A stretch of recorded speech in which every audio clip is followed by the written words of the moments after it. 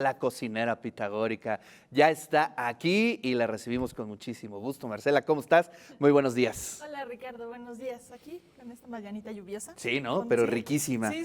Oye, pues traes un librazo y además un gran tema que, bueno, desde que lo vi en la escaleta me entusiasmó muchísimo cómo se da esta relación, ¿no? Sí, Entre los recetarios, la alimentación y la memoria. sí, Que, bueno, da en nuestro ADN y en sí. nuestro tema emocional, sin duda alguna, ¿no? Sí, un librazo. La verdad es que es un libro, el recetario para la memoria es el libro y continuamos hablando de recetas. Lo vamos a encadenar con parte de lo que estuvimos platicando la sesión pasada, la clase, ya se me salió, Pues sí, ¿verdad? sí. El tic.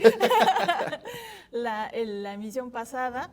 Y de este libro, sí, es toda una sorpresa. Yo creo que hasta para los libreros, las personas que trabajan en librería, cuando se topan este libro, si están un poco desprevenidos o no tienen mucha experiencia, no sabrían exactamente dónde ¿Dónde ponerlo. ponerlo, Porque si lo efectivamente? ponen, digo, por portada lo pondrías probablemente en el área de gastronomía, lo cual sería un error, porque si llega visita a un cliente y abre el libro, verá que no es el Claro. lugar ideal. Lo pones en sociología, lo pones en criminalística, en historia, ¿en dónde lo vamos a Sí, clasificar? sí, sí, Ese es el efectivamente. primer punto de este libro que sorprende muchísimo. Y pues, ¿qué te comento de él? Realmente es un libro reciente, es de 2021.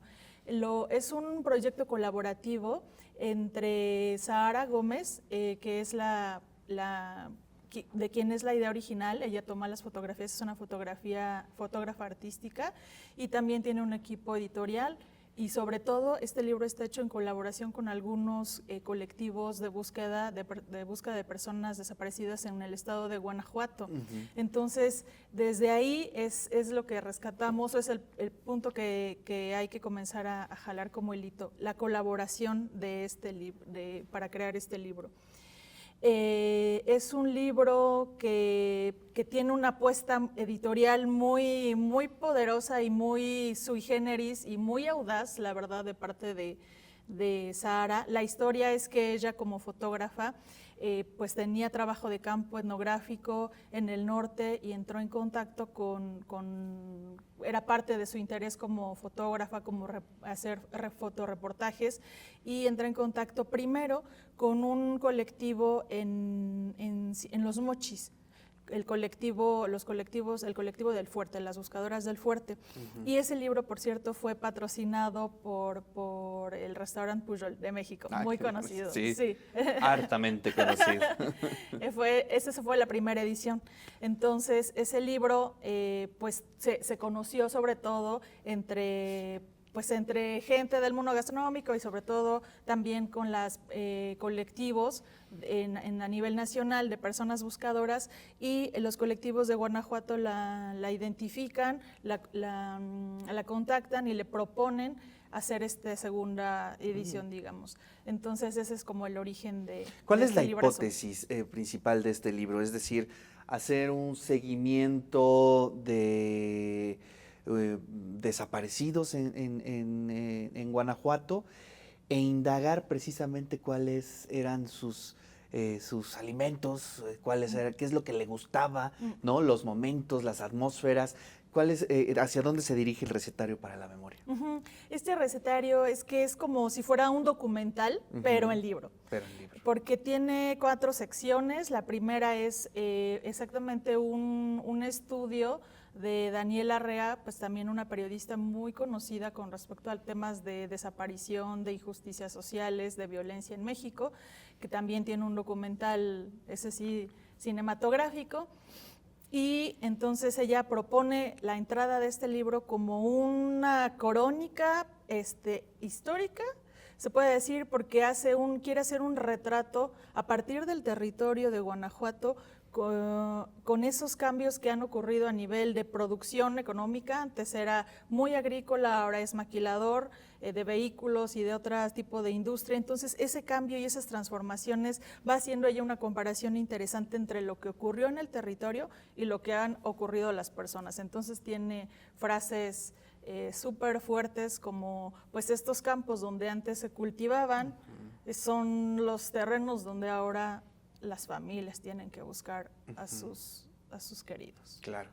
Oye, y este cruce, ¿no?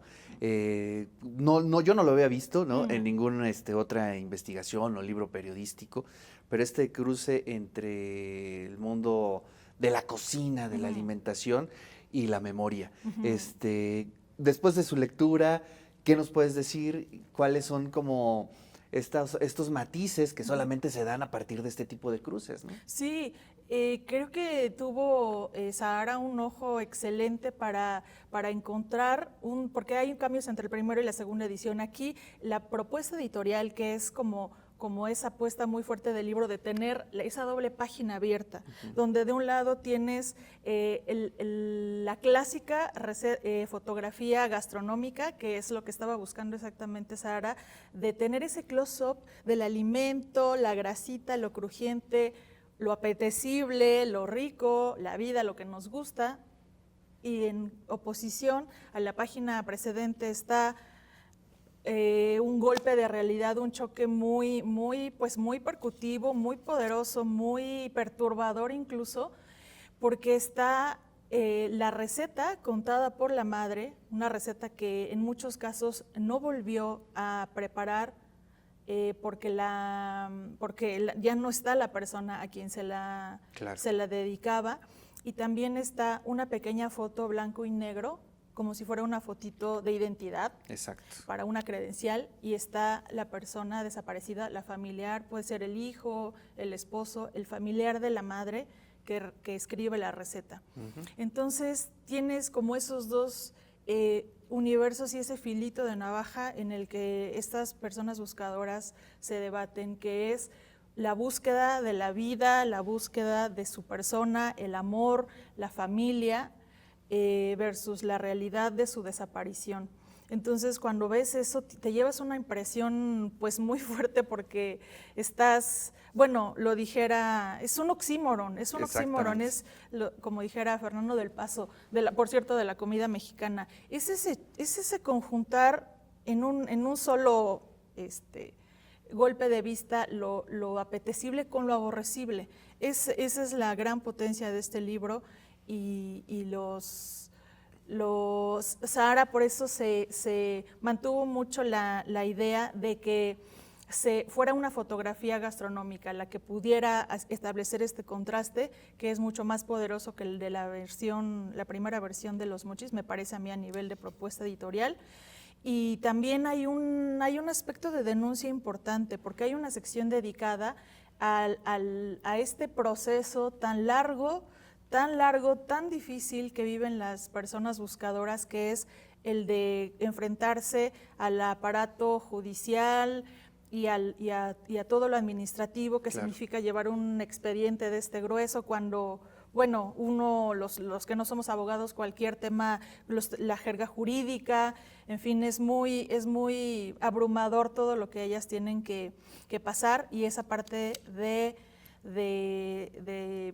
de tener que lidiar con hacerse expertas forenses, expertas licenciadas, pues muy sutilmente y muy fuertemente lo puede recuperar este libro. Claro. Sí, estoy hojeando el libro impreso, y por ejemplo en la página 160 viene el caso de Edgar Torreblanca Guerra. Es un niño de 17 años, cuando fue desaparecido el 27 de septiembre de 2019. Trabajaba en la construcción y su familia sigue buscando porque lo ama. Y digamos que el platillo o la receta que se plasma en el libro son los frijoles con chorizo, tortillas de harina, salsa y nopales con vinagre para Edgar. Y ahí viene todo el procedimiento, ¿no? Los ingredientes, cómo se hace y cómo le gustaba. Exacto. También, ¿no? Que eso es algo, es un matiz ahí importante. No nada más es la receta, sino es la memoria precisamente de cómo lo conjuntaba con una Coca-Cola, con rajas, con salsa, ¿no? Y eso, híjole, le da un matiz hiperpersonal a Sí. cada una de las páginas, ¿no? Sí, sí, es un gran trabajo etnográfico. Yo creo que con esta manera de presentar las recetas, porque no están en la manera convencional que tenemos el listado de ingredientes con el gramaje y al lado pues la descripción o el proceso, sino que es una receta muy abierta, porque en principio todos sabemos hacer unos frijoles con chorizo. Entonces, nuevamente, no es ese mensaje o esa función del recetario de enseñarnos a hacer algo que nosotros ya sabemos cómo hacer, sino de dejar, es como si fuera una mallita, como de tejido muy abierto, que nos permite poder acceder a esa voz, a esa intención amorosa de la mamá Claro. cuando cocina, y que por la manera de escribir la receta tenemos esa voz directa de ella. Sí, además no es nada gratuito que este libro esté dedicado a Guanajuato, ¿no? Sí, Que también en el contexto nacional es muy complejo.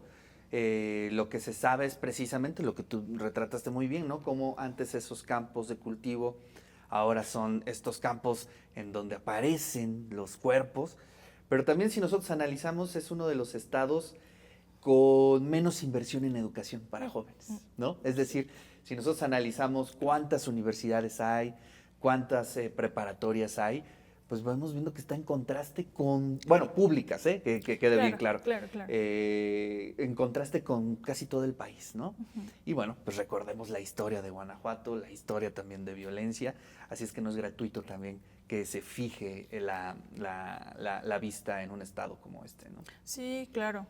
Pues sí, es que hablando de desaparición, pues se puede enfocar o entender también como un tema interseccional, porque justo cuando ojeamos y vemos cuál era, si es que se puede decir que hay un tipo de perfil o quiénes eran estos muchachos que o estaban estudiando la prepa o trabajaban en la construcción o tenían una estética, y hay muchos de estos chicos que, por ejemplo, fueron desaparecidos en el momento de emigrar, ¿no? Al otro lado a buscar pues el famoso sueño Así es. americano. Pues sí, se viene a la memoria ese concepto del juvenicidio, ¿no? Sí. Precisamente, ¿no? Que está todo hecho para exterminar a buena parte de los jóvenes. Sí. Marcela, muchísimas gracias Claro por que esta sí. columna increíble. Y bueno, pues ahí está Recetario para la Memoria, un proyecto colaborativo realizado en el estado de Guanajuato con colectivos de búsqueda de personas desaparecidas. Ok. Te lo agradezco muchísimo. Claro.